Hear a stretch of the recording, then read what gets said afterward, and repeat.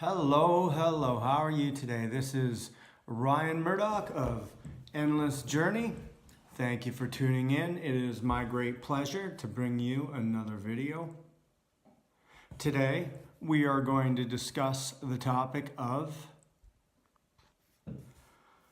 the dark night of the soul. I know it sounds like something pretty serious, and it can be for some people. So I'm going to try to explain today what the dark night of the soul is in my personal interpretation of things. So the story begins here. A few years ago, I was living a different life, slightly different life, a different chapter of my life, and I had set up a life for myself. I loved the city I lived in, and I liked more or less my work life and my relationships, and that lasted for a certain time.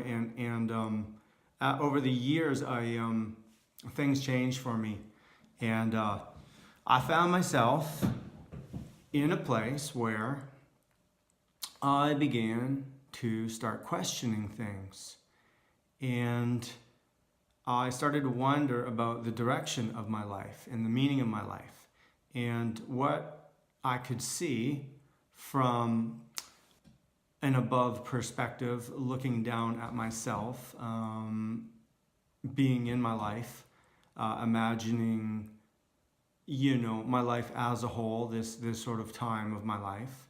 I guess I saw that I was going to work, and I was working hard, and I was using my body, banging up my body to make some money, and I would take that money and just like paying my bills, and I was just kind of on this treadmill of sorts, and I was just marching forward, but really not getting anywhere. So many of the superficial pleasures that would amuse me from weekend to weekend just started to lose their luster, and I started to, just kind of begin to analyze what the purpose of my life was. Why am I participating in the so-called rat race, or I know that's negative, but just kind of like in society.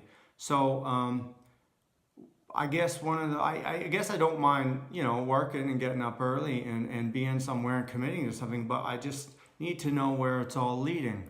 It's not easy to get up and go to work and participate in society for the sake of itself. So I think that it's much easier if we have a goal that we can work towards, and it's our beacon, our faraway point that we can focus on through the hard times and work through things. So anyways, I started having a hard time, and I was losing my motivation, my enthusiasm to just go through these cycles of work and paying bills, and going through the same old superficial pleasures. And it just started to collect momentum in my mind, and I wasn't sure what was happening, but clearly something was happening. And I would come home, and I would go on YouTube and sort of search things, I don't know, I just basically began to explore the subject a little, like what is happening to me? What is this phenomena? And, in popular culture, I think the first word you would think of for something like this would be like a midlife crisis. Like, oh, I think I'm having a midlife crisis, or Ryan's having a midlife crisis. This is the most common phrase used to describe this kind of phenomenon. So I typed in midlife crisis, and yes, it is a person in the middle of their life reevaluating the direction of their life. But I noticed when it was explained, there was a lot of negative connotations with it, like extreme anxiety or depression, or a feeling of being lost or whatever. And ironically, that wasn't my case. As I began to drop things that I wasn't sure about, like working too many hours or going to some social functions that weren't absolutely necessary, and just blindly buying into all the social conventions, and just taking more time to hang out with myself. And actually, through this time, as lost and confused as I was, grew to be incrementally happier through this. So the term midlife crisis didn't really resonate with me. So I don't know. I think from there I Googled existential crisis. So existential crisis, I'm not sure, but I think it comes from, well, the word existential reminds me of existentialism, which is, I don't know if it's a religion, an existentialist, but it's basically the idea that life has inherently no meaning, only other than the meaning you give it. So life is only meaningful if you choose to make it meaningful, and by default is not naturally otherwise. So I thought, well, maybe this is an existential crisis. I need to, it's come to a head where I need to be confident that my life has meaning. So anyways, from there, I must have been YouTubing something or other, and this phrase came up, and all the YouTube people that I follow or came up in the search had this title, Dark Night of the Soul.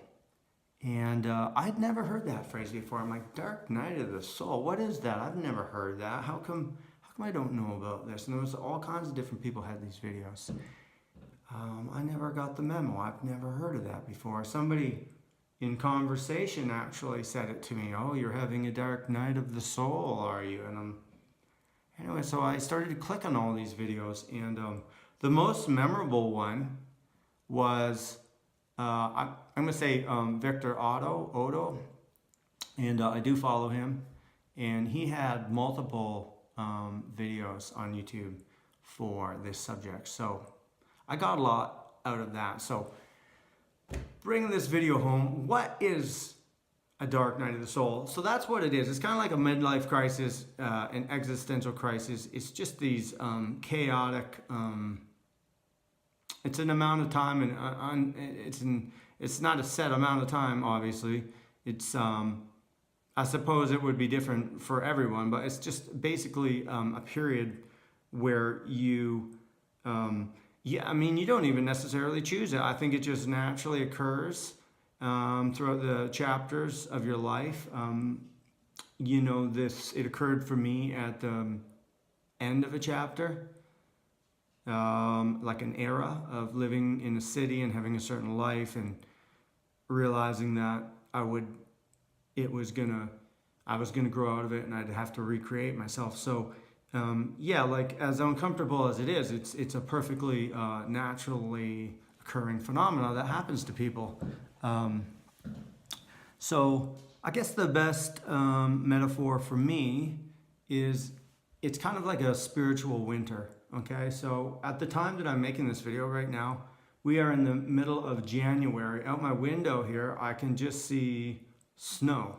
I'm in Canada here, so it's all snow out there, and it's been very cold lately, and I'm kind of stuck inside. I mean, I can go to the gym, but I really get bored of going every single day. It's, you know, like, and there's not a whole lot I can do sometimes. I can hang out with my dog who's bugging me, but even that, I mean, we need to get out and do stuff, and you know, the winter really limits what we can do. And so yeah, that is a good metaphor, because, you know, we know that spring will come around again, and that this is just a season, and it is perfectly natural. So yeah, I'm not freaking out. I just gotta wait. It's funny, I haven't even had a winter for many years because I lived on the West Coast. But, you know, I just decided to really be okay with this and just go along with whatever it is. So that's a great metaphor. So I want to tell you how you can sort of deal with that. But on a related topic, in all of my videos, I often talk about books. I just bought this book right here, Positive Disintegration by, well, I don't know, it's Polish, Kazimierz Dabrowski. He's a medical doctor. Well, he's a physician, psychiatrist, and a psychologist.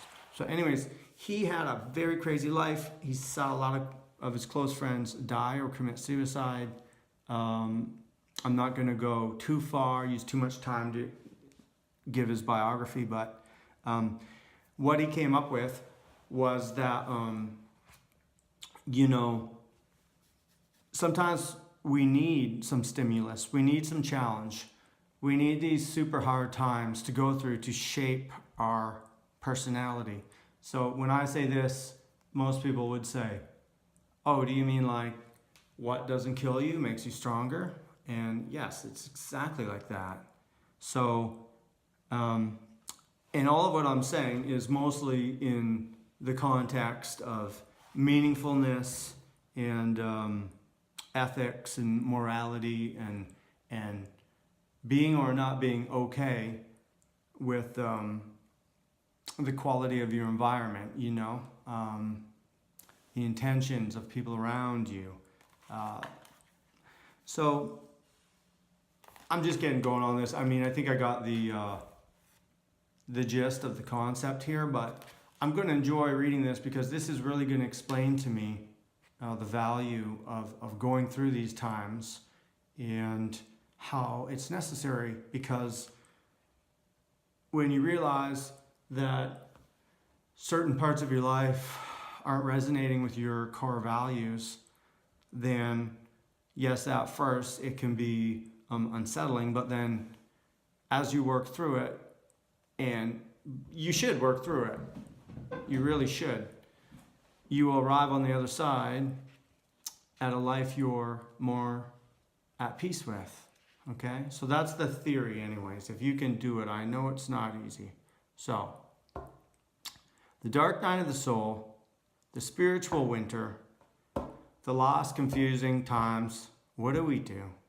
Okay, so we know it's going to pass eventually.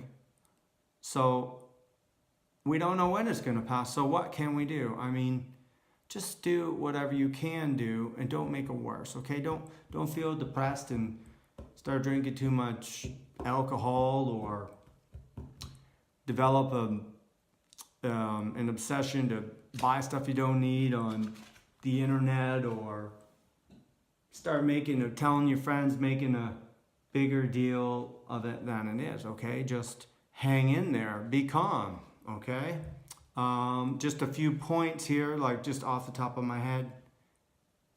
Money, keep your job, keep working, keep your finances in order.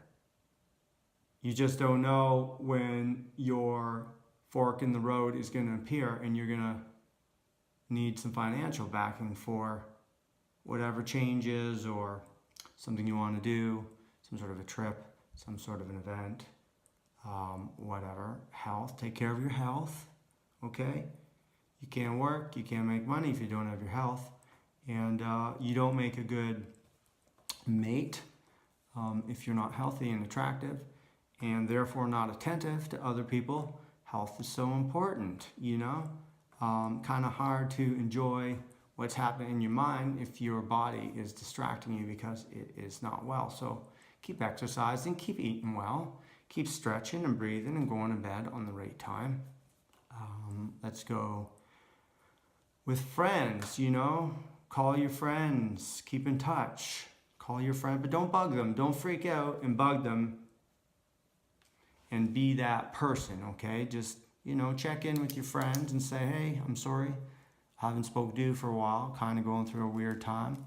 I do value our friendship and all the time we've invested in that so far. And, you know, when everything makes sense again, I'm going to come visit you. We're going to hang out, or maybe we'll go for coffee tomorrow and just talk about something other than the dark night of the soul I'm experiencing. Okay, so those are just a few points,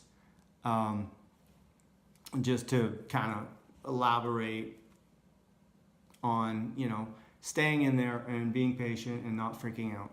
So if, my friend, you are going through the eye of the storm, the dark night of the soul, hang in there, brothers and sisters.